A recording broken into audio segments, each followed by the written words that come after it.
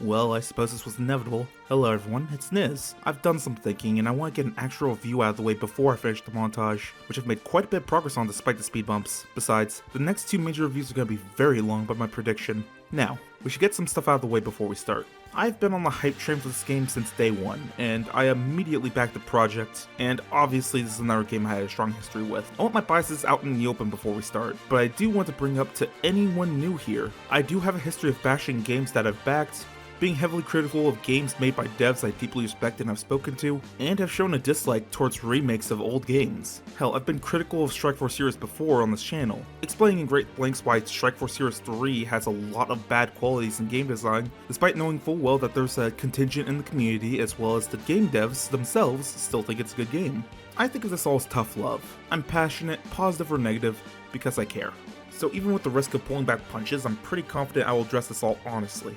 Another thing out the gate, the two developers argument has been used as a defense very often in discussion about this game, and I'm gonna opt into using it as little as possible, as I think having a small dev team is a proper explanation for technical limitations and development times, not bugs or mechanical shortcomings. Many amazing indie games which are mechanically engaging, narratively driven, and gut-wrenchingly emotional have been made by one person or a small team. To discount their mistakes just because it's two guys feels almost insulting to their talents. Last thing it covers, I'll be basing my review on 1.18, so if there are any outdated components, that would be why.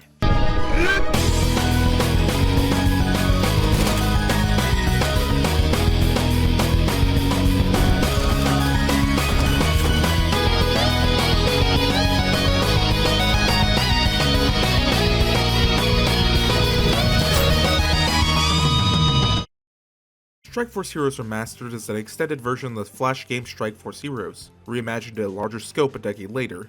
This means a longer story, deeper character design and appearance and personality, and even a multiplayer scene, which is something that has been asked for even before the original game was complete. You play as a recruit of a squad of a G.I. Joe-esque military force who travel around the world solving problems that require brute force, only to get stranded on an island from an unknown organization, and forced to investigate further to uncover the conspiracy developing on the island. Well, first things first, I'm gonna go ahead and go over the gameplay.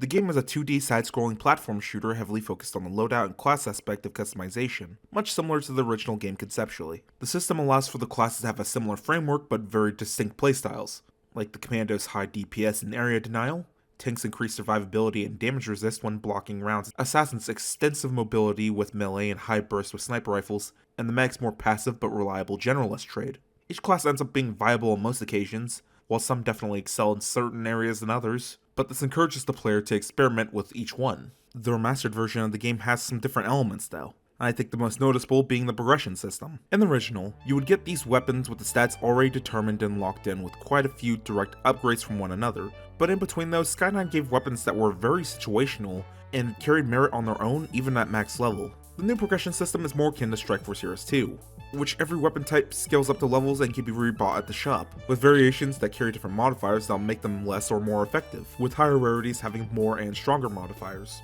The good news about this is that every weapon keeps up with the others in potential power, making some weapons that were just a straight up skip actually be viable in this version. The bad news is some weapons have a significantly worse stat line or properties that make them useless in every context compared to others. Along with the modifier and rarity system, on top of no means of getting a particular weapon you want reliably, means that your inventory is up to randomization. So you're sort of encouraged to hoard decent weapons, but then trade them out during the leveling process as they get outscaled. Then you manage your frankly small inventory, especially at the start, and mods have the issue where players will simply prioritize stocking up good weapons with good mods, rather than making suboptimal weapons viable. Not to mention, even positive mods are definitely not created equal. The ironic part is higher tier weapons also have the great potential of being completely unimpressive as they stack up a bunch of useless mods. Or maybe not even useless mods, but just useless for the weapon. Go ahead, give me another increased damage while jumping on my shield. This makes weapon improvement more up to the gods of RNG than I would like, even after touch-ups in previous patches. Admittedly, if it were up to me, this progression system wouldn't be here at all, as compared to the original, where most weapons had their strengths and weaknesses. Due to how the leveling system worked there, it did mean some weapons tragically had zero relevance, or were replaced by variants of the same type which were just a straight-up upgrade. But overall, I suppose I appreciate having whatever I want at its full potential at any given time, you know, outside of the modding potential. Due to the RNG, I would never get a legendary stun baton until hundreds of hours later. I was starting to suspect stun batons don't go above rare, and it was some sort of subliminal message for Justin to tell me to not bother using them. Oh, also Melee got buffed and it's a decent choice now, but only these 3. Fine by me, I needed space for anything else, especially considering you only get 114 slots, which might sound like quite a bit, but this is being shared among 4 classes, so let's go over exactly how much space you have. You maxed out your inventory space at 114. Take off 16 for the gadgets. Now take off another 6 for each weapon in main category. Magnums, snipers, assault rifles, machine guns, shotguns, melees, and explosives. Now subtract another 8 from the sidearms. And take off 4 from the shields because I'm going to be very generous and say you're not going to get every variation of the same shield using different sidearms. Or at least multiple. Plus also the secret poop weapons, which there are 5 from my knowledge. Plus the prototype weapons, which there are only 4 unique ones.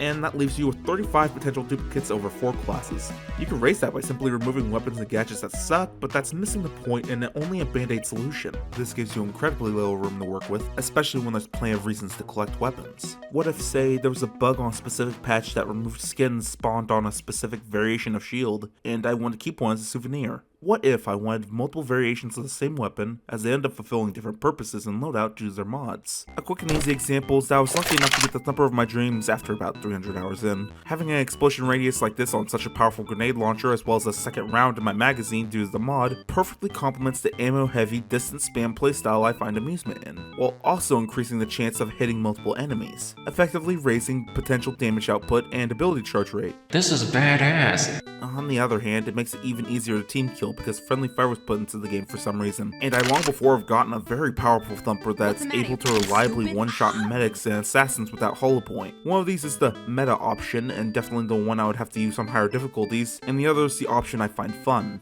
But I have no intentions of removing either to make more space. This is the type of interactions with weapons that the game should be encouraging if it's so insistent to go down an RNG-based path of weapon mods, but the extremely limited space makes it impractical to do so on a large scale. The endgame state is basically having $1 million and barely any space for anything anymore and constantly rolling the slot machine to try to get something with more insanely powerful mods than you already have. Since I brought up weapon mods in the slot machine, I guess it's worth going over a few other gameplay changes you may have noticed if you played the original. Base accuracy has dropped quite a bit, and you'll notice a higher accuracy drop when moving as well. The majority of weapons will never hit enemies off screen, including most sniper rifles. Kill streaks are now abilities which are charged based off the damage dealt and capturing intel. Once activated, they have a brief period of time where they cannot be further charged, even if the ability is instant use. This is usually based on the ability's duration or a short delay after activation. This was likely done to incorporate boss fights, a mechanic that makes battles between an enemy that's meant to be daunting, in my opinion, a lot more impactful. It takes a bit of the oomph out of a combat scenario that's meant to be dealt with a boss when they keep dying while monologuing at you, so them having one life and a large health pool as well as phases at certain thresholds is a welcome change. It also means your charge meter drains on death based on how long you remain dead, so high risk abilities with long charge still have some recovery if you die near the complete charge, and fully charged abilities never deplete. I think the charge system is actually versatile and adds layers of depth into interacting with the abilities, which transitions into the gadget system. That's right, SFH3's gadget system has made its return with these miscellaneous items that grant bonuses for the player that scales off the gadget's level. And I've gotta say, comparing 2's attachment system, 3's gadget system, and Remastered's gadget system, out of all 3 of these, I think Remastered did the best in general. I found myself constantly alternating between gadgets and matches from others in my inventory, or being used by another class, even ones that have a more generalist purpose, and that's a very good thing. There's only one that doesn't work at the time of making this review, and out of all of them, I've only found one other gadget to not be practical compared to all the others in some scenario. But while we're on the subject of progression, I suppose it's worth going over the shop system. Now, the shop system isn't nearly as bad as it was in early design, but I would still call it an overall step down from 2. The feature to pay to refresh the shop is a very much welcomed inclusion. It pretty much utilizes a bug from the 3rd game and makes it something that's actually inside of the game's mechanics. It also makes the player engage with the shop system without having to do a deathmatch custom to refresh the shop. There are secret weapons and specific items that you can only get from the slot machine, so it doesn't become irrelevant. But with there being no class specific shop this time around, and there being an overlap in weapon categories, the game not so subtly encourages you to level up all your classes around the same range. Whether that's a good or bad thing is up to debate, much like the overlap system itself. That's another thing to cover. There are now shared weapons. Not a new concept for Strikeforce heroes, but not one shared from the original. This does mean it is more difficult for weapons to be tailored for those specific classes, and they have to be careful what they let classes share in a category. So I was naturally wary of this idea, but this also means that the weapons can have completely different applications, making it actually serve as a contrast between classes,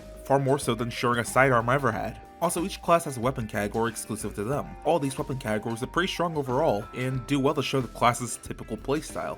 To really show off these differences are the class's passives and abilities. As things such as scaling accuracy, crit chance, and ammo have been removed, I'm really bummed out by the spare ammo. And I get it, it's so that you have to weigh up whether it's worth it to take a gadget to increase your pickup rate as well as max ammo, and it discourages just camping one spot with far more accurate weapons. But this actually ends up being counterproductive in its extreme. Because of the low ammo rate, a lot of weapons only have 2 or 3 mags worth of ammo, and that means that their ammo pickup will often only be 1 magazine. So if you're on a map like Village where the ammo pickups are 2 small ones at the top of the map, you have to camp up there if you run out of ammo for a rifle. This is what it must feel like all the time. Did I mention the level cap was put to 30 this time around? That's a huge improvement from the 50 of the first game for my eyes. They didn't have enough content to justify the other 20 levels. Cyclone sucked and everybody just switched back to the Deagle after using it. Sorry to break it to you. The removal of these things means all the more reason to talk about the things that weren't cut, such as the perk system. A lot of them this time around remain relatively the same with some adjustments. Some minor quality of life changes, some incredibly noticeable, namely Kevlar now being on tank instead of medic. A reasonable change in theory, but typically gets overshadowed by the options that just do the job but better. And since it's not so easily charged as it would be by medic, it tends to fall off in single player even if it wasn't bugged to not let you use it more than once per life. Oh, right, once per life.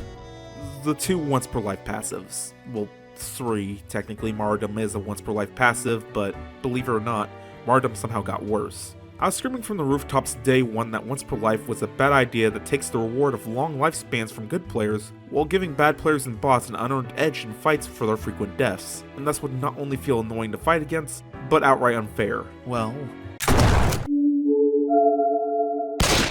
yeah, no, I still completely stand by that. The bots have enough of an edge not losing charge of their abilities on death and their incredibly high scaling health, which retroactively makes the passives more effective than yours when they get past level 30. I shouldn't lose an exchange just because I happen to not have enough ammo, or I lowered my guard assuming I killed a bot because I forgot they had the death safety net. I thought we learned our lesson back in 2009, but I have to admit, some things are balanced for the better, such as Tank. The Adrenaline Ricochet combo, which pretty much promised the tank invincibility in the original game so long as you don't play as stupid as humanly possible, was nerfed heavily, but far from useless. I had my doubts at first with Adrenaline, but the current effects of the Adrenaline Ricochet combo encourages a much more aggressive playstyle to keep a steady pace in combat, and the 2 still have their own individual places where you wouldn't pick the other in a scenario, so I very much welcome the rework.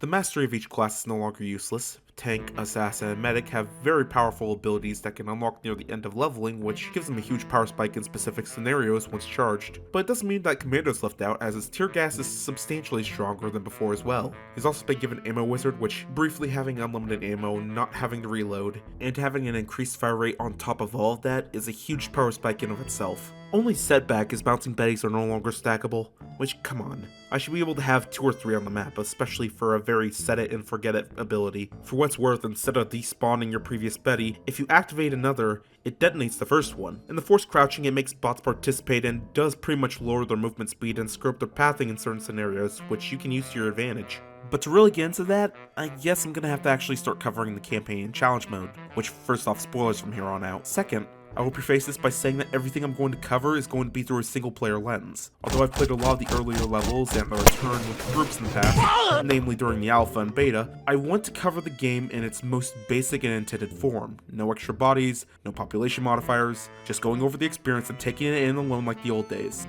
There are 4 separate difficulties: normal, hard, heroic, and insane. They're all essentially the same experience on loop.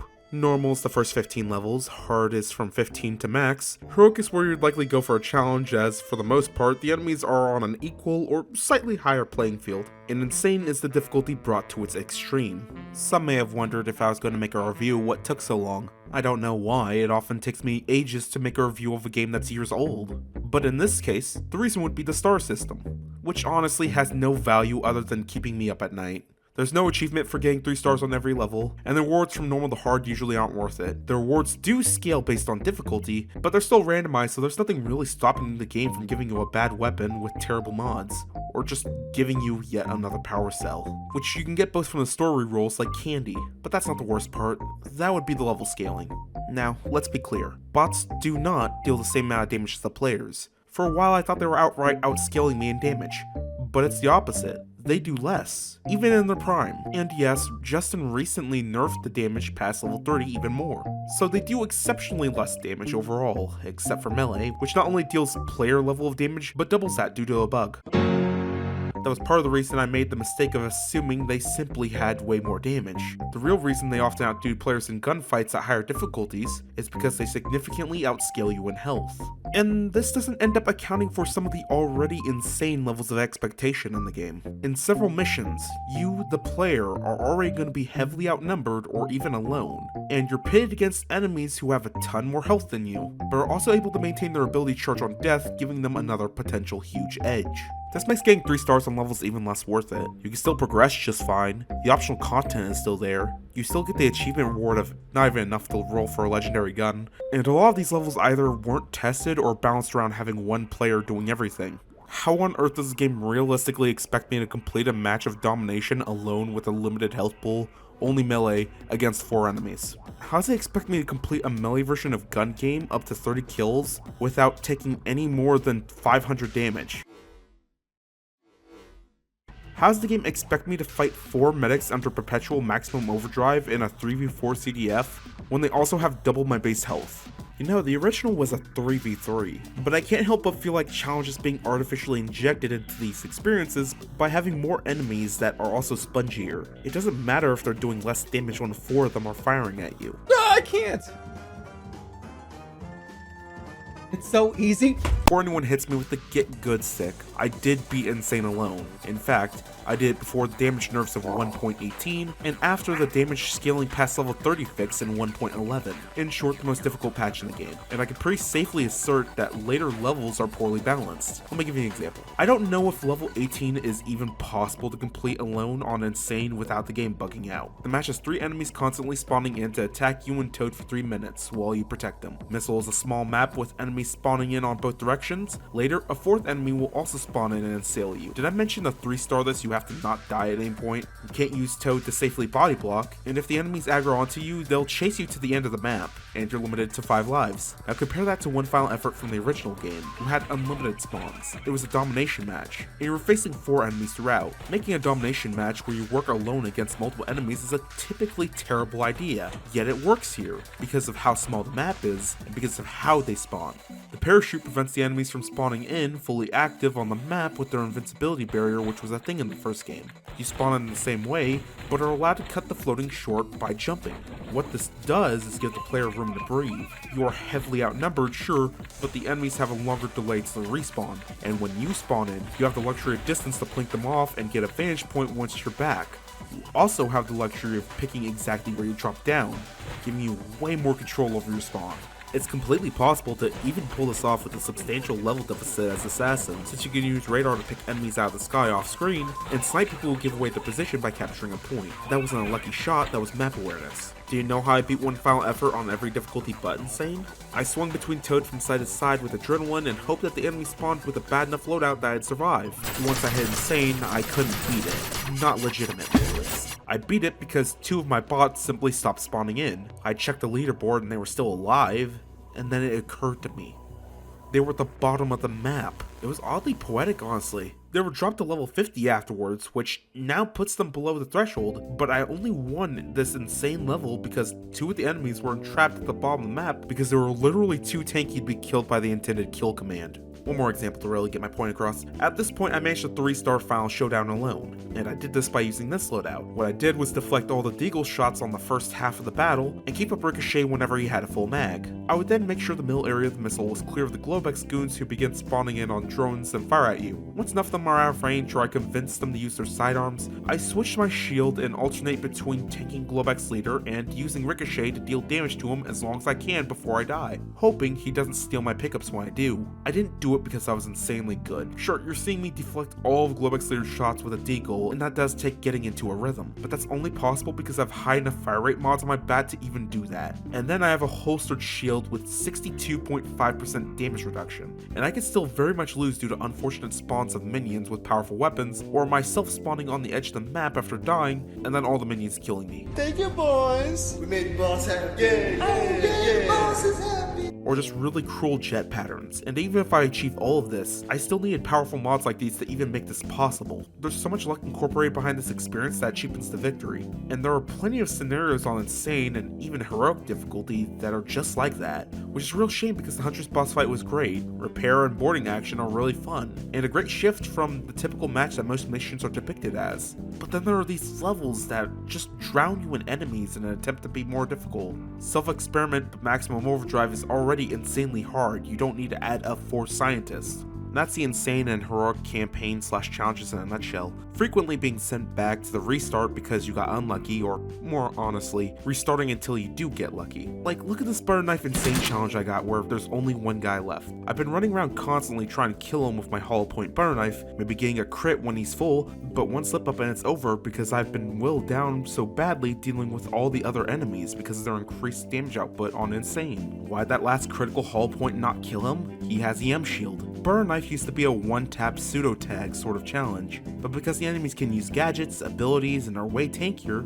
you can lose being dealt a hand you could not have possibly predicted, and you're forced to restart because you can't realistically deal with that potential at any given moment. There should never be a time in butter knife challenges where I can activate an assassin's blur, and this is one of the much more forgivable hurdles compared to the likes of 7-2 and Sniper Race. And there are a handful of other levels that changed for the worse. Big Brother requires a passive charge instead of starting out active and remaining so for the duration of the mission like the original. Rocket Race no longer has a grenade launcher sidearm providing you a level of versatility in the level, but focuses more on being an explosive gun game. I know you guys love gun game, but why are there so many challenges that are just gun game but a specific weapon category? Ninja Assault no longer auto sets you with a radar available to utilize the hard counter against the ninjas as you get a foothold, just as well I guess since they do way more damage than they're supposed to. Although I will say the campaign has had a lot of touch-ups in the main missions. Defense missions, the plant collection is no longer domination but actual plant retrieval. The return to the lab was changed from a domination mission to an entire traversal through the ward-torn lab, with a pistol utilizing a flashlight attachment fighting off infected soldiers that clawed their way inside. I think one of my main issues is these side ops, which are quite frankly filler and don't add anything to the actual story, and many times the premise is copied and pasted onto other levels. The challenge modes have a lot of really cool variants, some of which are actually mechanically superior to their counterparts in my opinion. But the campaign wasn't so lucky. Despite feigning death in certain areas where it lacks, it does have content where it counts, and at the risk of being a clunky segue to the next topic, I would like to now bring up the game's story, so expect heavier spoilers from here on out.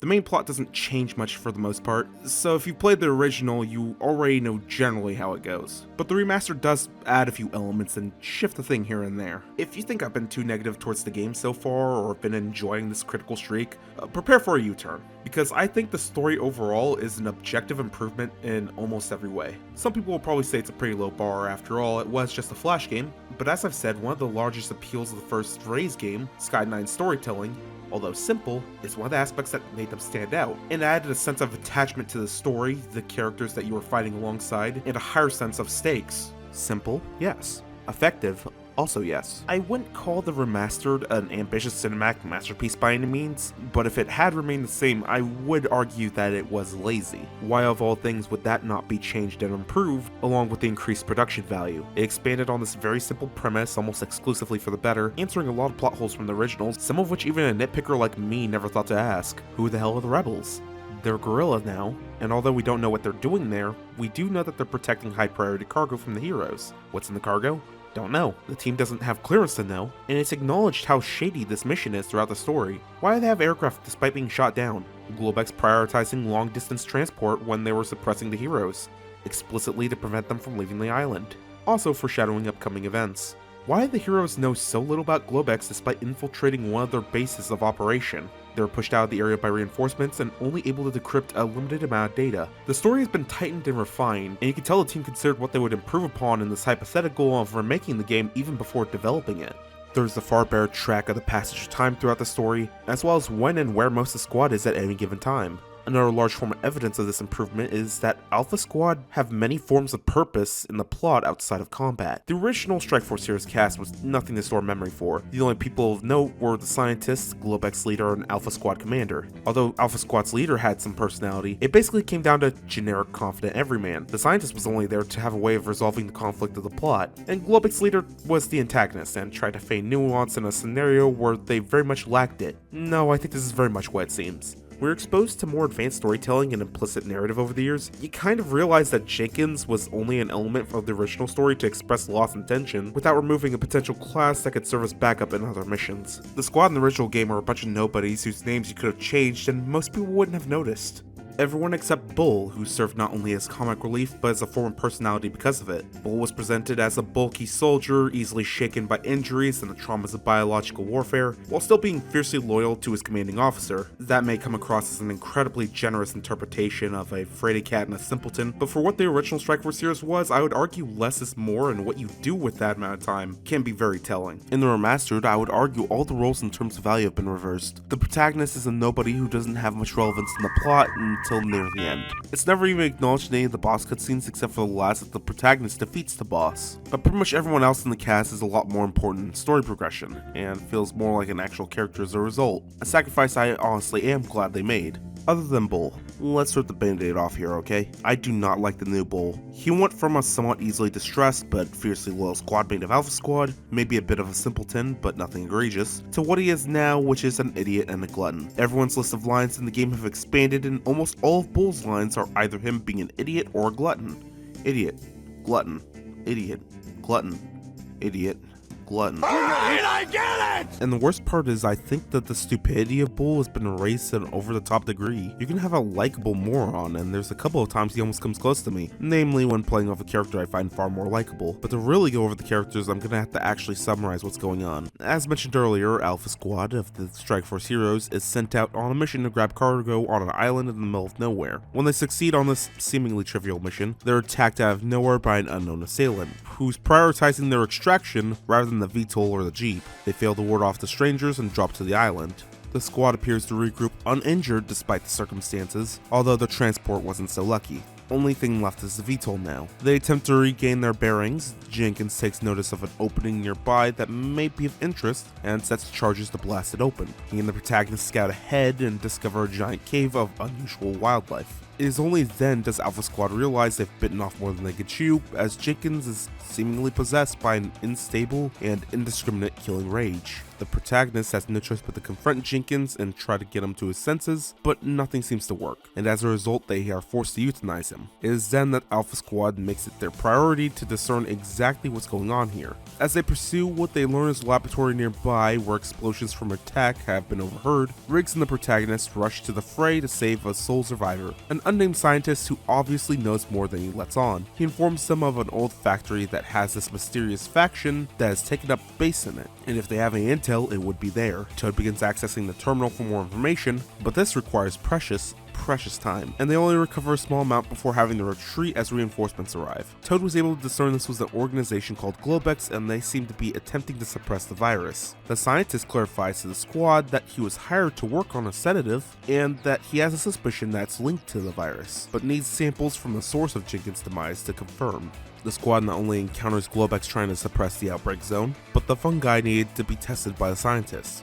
As the enemy troops make a retreat, Alpha Squad encounters the behemoth, and the magnitude of the threat of this virus is made more apparent. The scientist requires equipment from his lab to complete his research, so they have to return to the abandoned facility. Bull escorted the scientist to the location of interest, while the protagonist is separated off to clear a different path, fighting off infected troops infesting the lab. They narrowly escape as Globex proceeds to purge the lab, likely to both suppress the virus and the meddling soldiers that are Alpha Squad. The VTOL is damaged to a near inoperable point and needs repairs. In the meantime, Riggs demands answers, which he does get. The scientist confirms that there is in fact a connection between the sedative and the virus. While the sedative sedates those exposed to Compound X, the virus does the near opposite, shutting down all regions of the brain except for the reptilian, amplifying aggression and removing rationality. The scientist needs more time to study, and with luck may be able to even reverse the effects of the virus, thus curing those infected. The squad was forced to fight a substantial amount of affected at the landing site as they were drawn by the squad's location, unable to move as the research and VTOL must be protected as they are worked on. In the aftermath of its completion, the squad are then captured in one quick maneuver by an unknown marksman named the Huntress. She and the protagonist duel, she gives little info after being defeated and making her escape other than indicating that she's not necessarily aligned with Globex. Afterwards, the squad search for a rare plant required to synthesize the cure. It's located in the village that they began their mission in, clearing up Globex troops trying to destroy the plant, and then proceeding to question the lone survivor on what they're planning. The soldier doesn't speak much, but discloses that they have new recent plants in the foundry, encouraging the squad to return there. And so they head for the factory, only leaving behind the scientist and Shadow. Although they end up heavily outnumbered, they manage to persevere through the onslaught and grab much larger amounts of intel than before, much of which is given directly from the leader of Globex himself. The squad learns that there is a nuke being armed with the virus somewhere on the island, but not where it's being launched. Before they can actually digest all this information, they are confronted by the foreman of the factory, grief-stricken and gone mad by the losses of this virus. Before he's dunked in the molten liquid of the factory, Riggs manages to convince him to tell them where the nuke is being loaded. His final request is to save his men who are infected. The squad rush to the train yard, although failing to sneak in, and fight their way through the station. The squad activates the train to escape the heavy amounts of troops that are closing in on their location. They're nearly overwhelmed before Bull knocks what appears to be a couple squads worth of Globex troops out of the cart with him. Their attempts to stop the train afterward fail, and their attempts to prevent the nuke from launching once again fail. Riggs latches himself onto the warhead and is only narrowly able to throw Toad onto it and avoiding the explosion, at the cost of his own life. Toad falls off of said warhead at a high altitude, but the VTOL catches him mid-fall. The scientist had synthesized a cure and gives it to Toad. He and the protagonist have to reach the warhead and reroute the guidance system away from the mainland to prevent the virus from spreading. Toad learns while working on the nuke that it wasn't the virus in the canister but the sedative. The scientist seems confused by this, but also tells Toad that if they were able to put the cure on the missile while it had a rerouted guidance system, he can have the cure dispersed across the island, both thwarting Globex's plan and curing the virus. Though Globex doesn't take this sitting down, and Globex leader himself arrives for the assault. Shadow throws the scientist off with a parachute while giving fire support until he himself is killed by the Globex leader in his jet. No, you'll have to go through us first. What you talking about, the movie? I thought you said we are going to war. We? Why are you speaking in French? Why are you bombing countries? And faces the protagonist alone. He then explains that the virus was a mishap and the true goal was a sedative. He talks about having infected the majority of the population with Compound X, which, as mentioned earlier, is harmless, but combined with the sedative, makes the population defenseless for the plans of world domination by Globex. This would never come into fruition, however, as the protagonist defeats him, narrowly escapes the explosion, and dispenses the cure. We then get a phone call between an unknown caller and the scientist, explaining that he had to play along and act friendly towards Alpha Squad, and that Plan B is already underway, alluding to a sequel. So now that everyone's caught up, I'm gonna go over the story in greater detail. Earlier I said that Alpha Squad is far better written with the exception of Bull. That's because Bull remains conceptually the same, but hasn't been given any more depth of the few traits that he has other than constantly eating. And I would go so far as to say these traits have been over-exaggerated. Bull had done nothing narratively useful until the very end when he knocked several Globex troops off the train while they were trying to get it moving. And we don't even have a good reference for how useful that was, because Alpha Squad took on every bit of reinforcements at the factory in the return. And after Bull does it, the train is still crawling with Globex. When Bull was assigned to escort the scientists, he failed to do so, yet the scientists returned unharmed. But Bull made no attempt to speed up the retrieval of his equipment or cover his escape. That not only could have potentially taken less time, resulting in less damage on the VTOL, but gotten the scientists out quicker and also with the riot shield covering him. I feel the need to reiterate how close the scientist came to dying in this cutscene. One lucky shot and the cure would have been cut short because Bull wasn't paying attention on his way out. He inadvertently jeopardized pretty much the entire island populace. But what about the others? Well, I would say their changes were excellent. Toad has become a straight man, the person who primarily reels in Bull's antics. He's not only intelligent but inquisitive. From the beginning, Toad asserts elements of the mission that were off. He had plenty of problems with how over their heads that the squad was throughout. Toad is definitely the squad skill monkey, as he's not only a medic, but also able to hack terminals given time, and has knowledge on bomb defusal and rocket science. Toad's antagonistic tendencies under the heat of fire has actually made him, in my opinion, the most enjoyable squad mate to listen to, and gotten the most laughs out of me. Watch out! More of them! Protect Toad! Finally, a good idea. Yes, protect Toad. Shadow was relatively simple, but not in a bad way. He was written to be Jenkins' brother, which was definitely done to put more weight and tragedy on Jenkins' death, but they're both marksmen and pilots, so I could see a former connection there. They could have easily just been good friends, but it's not a big deal. And what if Jenkins was underqualified and he just got hired due to nepotism? Shadow is also Perceptive, the squad's lead form of transportation, as well as the person capable of doing quick improvised repairs on the VTOL. He kept the scientists safe, has given cover fire when necessary, and rarely ever comments when not needed. Riggs pretty much takes the protagonist's mantle as squad leader in the remastered version, and is usually the face of their team during discussions on courses of action.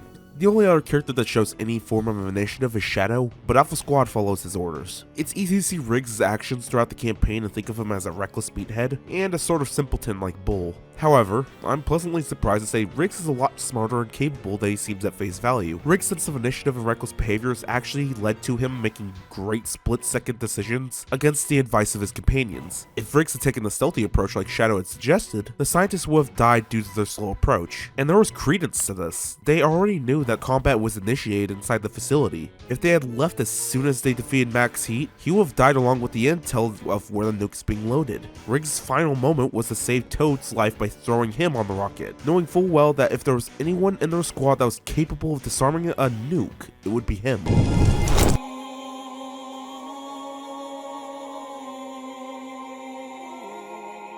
Honestly, the only questionable call I could think of was raiding the Foundry for intel again, but with less manpower this time, after security obviously would have been tightened up. And it sort of just gives this Schrodinger's Globex feel where they managed to fight off through impossible odds heavily outnumbered, but on the train it's a completely different story apparently. All in all though, Riggs is a pretty good quick thinker capable of keeping his team in check, making him an invaluable asset to the team despite his lack of practical skills like Shadow and Toad. So it's pretty safe to say overall that the cast has had a huge improvement in design, personality, and presence in the story, with the trade-off of the protagonist being a generic stand-in and almost never acknowledged. For example, the time between level 16 and the squad pursuing the missile. It's never really explained how the player got inside the VTOL. You could say that they were also on the missile and also happened to basically do everything that Toad did off screen, and also did so without being seen. You could say at some point the protagonist split off from the train before the liftoff to reach Shadow and the scientist, but both of those are just a vaguely convenient way to wave off what really doesn't have a good explanation, and raise even more questions themselves. This insignificance in the plot near the end actually leads up to some pretty unintentionally funny moments, like the squad saying and seemingly doing nothing while Max Heat tries to kill you, or the side ops where the squad straight up left you for dead. On an unrelated note, I'm glad Globex killed most of them off. One of the core issues of the plot in the original trilogy was the absence of Alpha Squad. With this, not only is there a pretty good explanation as the majority of Alpha Squad is KIA, but it also establishes Globex as a real threat. Casual reminder that in the original game, Globex didn't kill any primary characters, at least not directly. The virus got Jenkins. I will, however, retract this compliment of writing if they decide to go back and bring back all the characters who died off screen. You can very clearly see Toad isn't wearing a parachute after audibly falling unconscious after getting shot. You can see over Shadow's shoulder a lack of a parachute as well. Them not dying on screen was likely because of the removal of blood and gore from the game. Oh, I noticed. It just now became relevant. If anyone has a guaranteed future in later installments, it would be the Scientist, Globex Leader, and Huntress. Huntress was another odd one because she's very out of place tech-wise. I mean, she has a stealth field, which, alright, that's pretty high-tech, and not only holograms, but holograms that can shoot. We're hitting sci-fi age at this point. I also found it weird that with all of this, she tried to defeat Alpha Squad by capturing them all in one primitive net trap.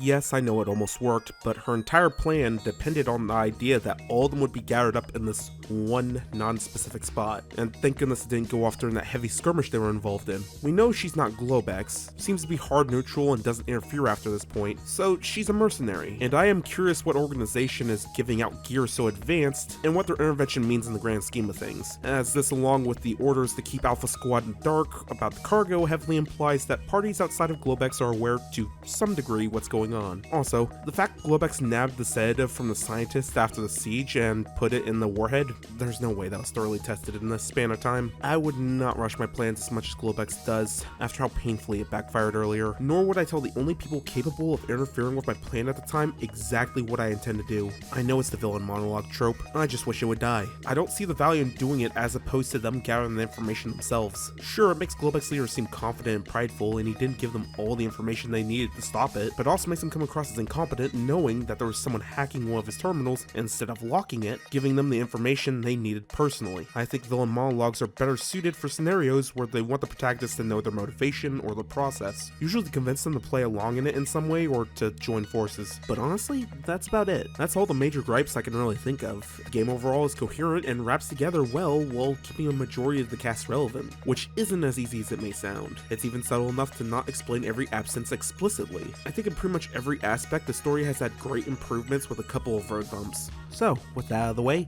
let's get to the more miscellaneous parts of the game.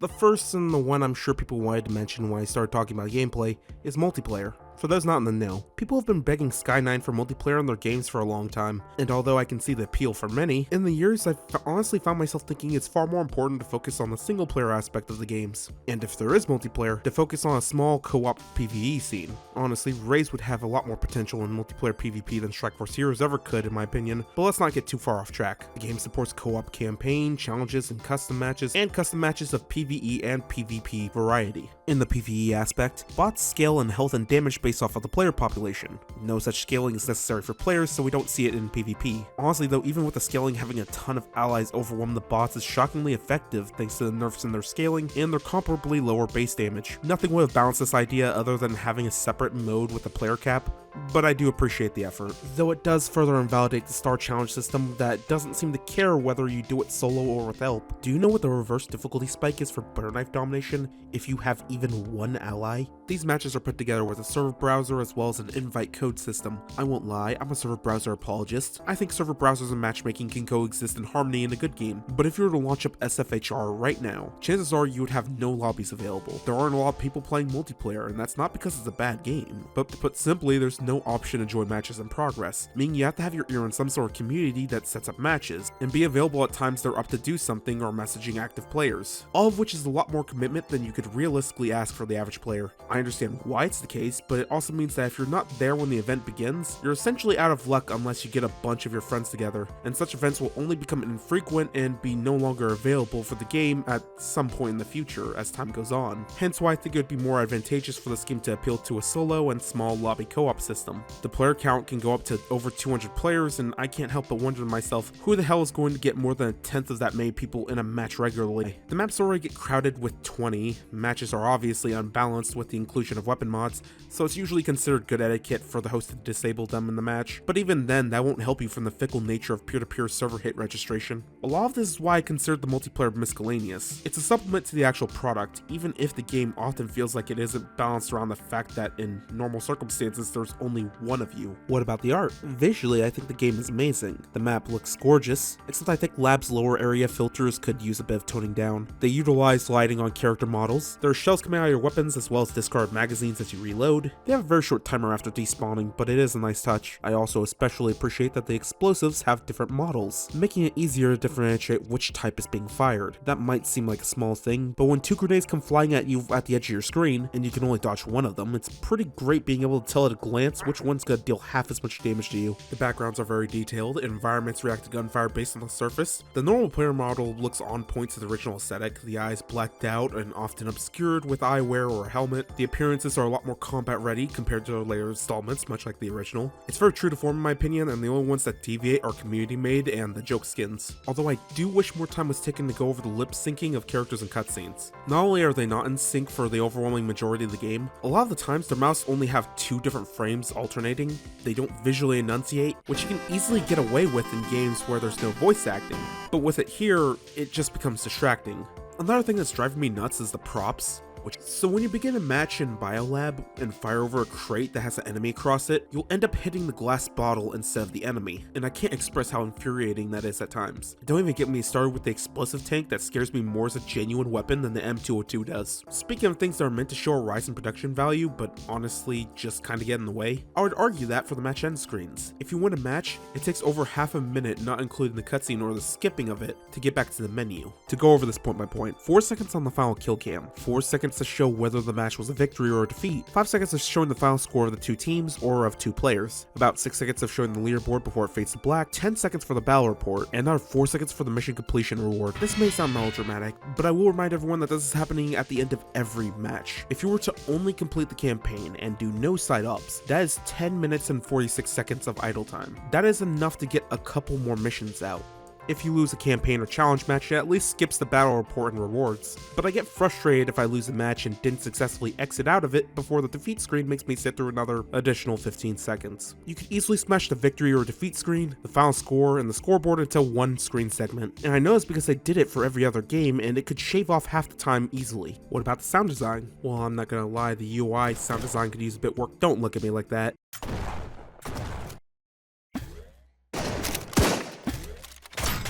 A bit out of place. Other than that, the sound quality overall seems pretty good to me. There's a lot of gunfire variety. Maybe the scar sounds a bit deceptively weak for how hard it hits. And there's this weird thing where I think the sound is location based, which I know is meant to make scenes where they pan over to things more seamless audio wise, but also if you move your mouse around real quick, it just completely destroys ambience. The soundtrack for the most part has been the same songs I've been using for a long while. Not that they're bad tracks, all the Rosette songs are very good. In fact, I don't think there's a single track I'd call not very good, but I genuinely hope they get someone to tailor a soundtrack for these games, so that if I were to pick out a song, I could tell you which game it was from and why it fits so well. In short, not bad, good even, but if you're familiar with Flash games, you probably heard these songs plenty already, and may identify them with different games. What can be considered the zombie song for Race 2 was also the trailer music for Nightmare Cops.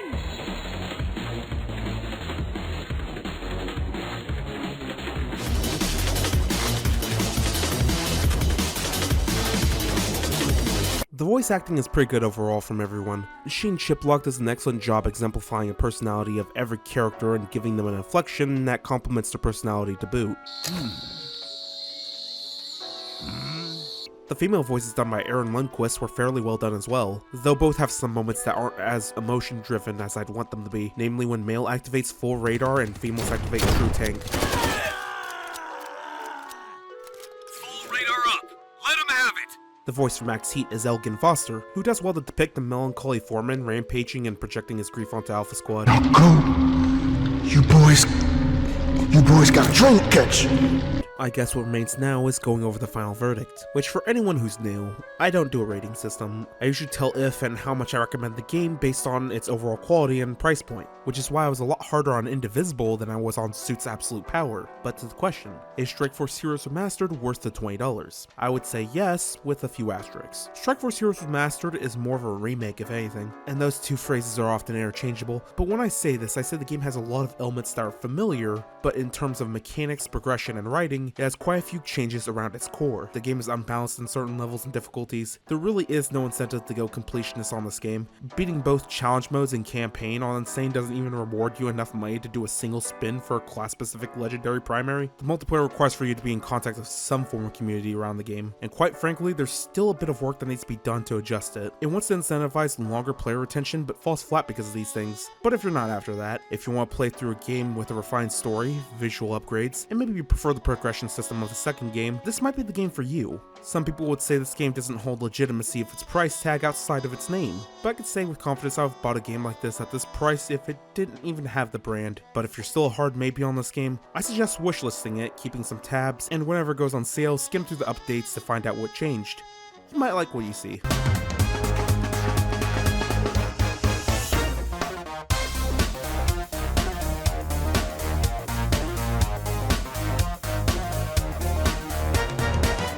I think that's all there is to say for now. I hope you all enjoyed the video, and that you all have a good day, and be safe.